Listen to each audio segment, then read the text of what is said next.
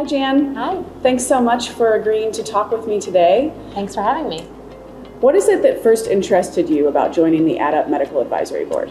I was really interested in joining the Medical Advisory Board because I thought it would be a great way to work with other medical device industry professionals and share knowledge, specifically my knowledge around quality assurance, regulatory affairs, and compliance over the years.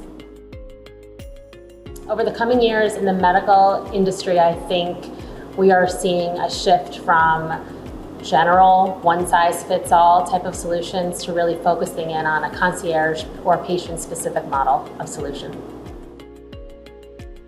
I think that medical device manufacturers have yet to see the true long-term clinical benefit of additive manufacturing implants. So this technology has not been around that long.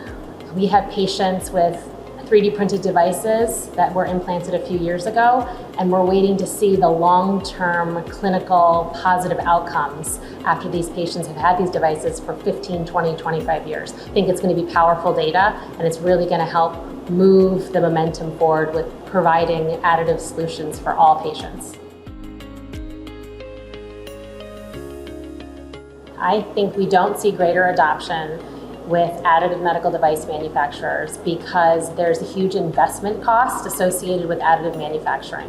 The IQ, OQ, PQ, and the testing that's required to prove that these devices are safe and effective for use with respect to gaining regulatory approvals, it's a huge time, resource, and financial constraint. I also think that there's a fear.